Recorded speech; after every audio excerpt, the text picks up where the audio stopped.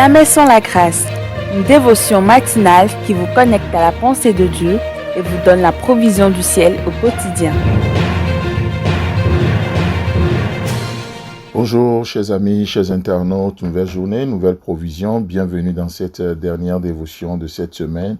Père, nous t'élevons, nous t'exaltons, merci parce que ta pensée est au-dessus des nôtres. Non seulement elle est différente des nôtres, mais elle est aussi supérieure aux nôtres. C'est pour ça que ce matin nous venons encore devant toi, parce que nous aimons l'excellence, alors nous aimons ta pensée, nous venons la chercher. Parle-nous ce matin au nom puissant de Jésus-Christ. Amen. Amen. Alors, amis auditeurs, nous continuons dans notre pensée que nous voyons dans Marc chapitre 5, le verset 24 au verset 26 où il est écrit « Jésus s'en alla avec lui, et une grande foule le suivait et le pressait. Or, il y avait une femme atteinte d'une perte de sang depuis 12 ans. Elle avait beaucoup souffert entre les mains de plusieurs médecins. Elle avait dépensé tout ce qu'elle possédait et elle n'avait éprouvé aucun soulagement. Mais elle était allée plutôt en empirant. » Triste réalité, n'est-ce pas, de notre monde en général, mais triste réalité également pour le chrétien charnel en particulier, qui se vide de la vie de Dieu, qui se vide de la substance de Dieu dans tout ce qu'il entreprend. Et cette femme a essayé et a épuisé toutes les possibilités de son époque sans obtenir gain de cause. N'est-ce pas ce que la Bible nous dit? Qu'elle était allée, elle avait visité plusieurs médecins. Elle avait, dans le verset 26, il dit, elle avait beaucoup souffert entre les mains de plusieurs médecins. Donc, elle n'avait pas juste un médecin, elle allait de médecin en médecin. Cette femme a essayé et elle a épuisé toutes les ressources, toutes les possibilités, tout ce qu'on pouvait faire en son temps. Cette femme a tout fait. Mais le problème, écoutez bien, le problème n'est pas les péchés, mais le problème c'est le péché. Vous savez pourquoi?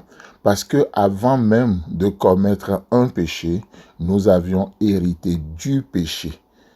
Avant même de commettre un péché, l'homme a hérité du péché. Et c'est très important. Le problème aujourd'hui, on veut régler les péchés, alors que ce qui alimente les péchés, c'est le péché. Et Jésus-Christ est venu et il a détruit ce péché-là. Il a traité les choses jusqu'à la racine. Le péché. C'est pour ça que la Bible nous dit que le péché ou les péchés n'auront plus de pouvoir sur nous. Vous savez pourquoi? Parce qu'aujourd'hui nous avons Christ en détruisant l'inimitié entre Dieu et nous.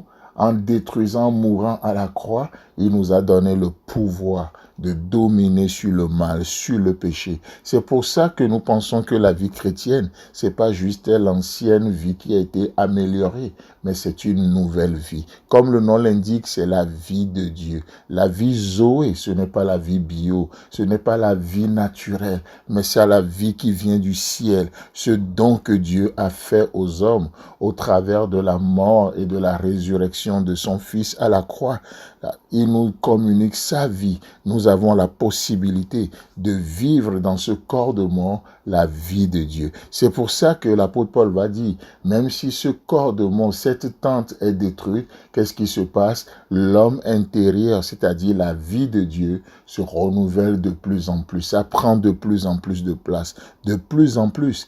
Alors, le problème, encore une fois, le problème n'est pas les péchés, mais le péché.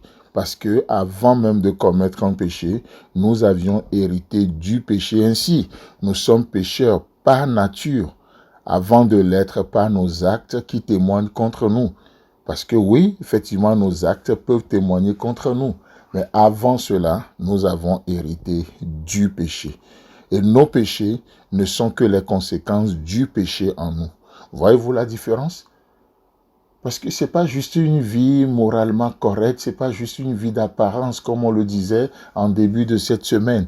Non, c'est la substance. La substance, c'est pas juste l'apparence de la piété, mais ce qui fait la piété, la substance de la piété, ce qui fait la vie de Dieu. Vous voyez, ce qui fait la vie de Dieu. Et comme cette femme, dans chaque situation, nous avons et vous aurez toujours plusieurs solutions. Mais vous savez, la solution, elle est unique. Et Dieu voulant, la semaine prochaine, nous allons parler de cette solution qu'est Jésus-Christ. Parce que la Bible nous dit qu'elle avait souffert entre les mains de plusieurs médecins. Mais cette femme va entendre parler de Jésus, la solution. Mais en attendant ce lundi, nous vous souhaitons un bon week-end, mon équipe et moi. Et si Christ a d'avenir, on se retrouve la semaine prochaine. Si vous avez aimé cette émission, parlez-en à vos amis. Parlez-leur du message de la grâce et de ce qu'il fait dans vos vies. Pour un sujet de prière, une question ou pour devenir partenaire, contactez-nous au 00229 94 75 80 20. Que Dieu vous bénisse et à la prochaine. En attendant, pensez avec Dieu.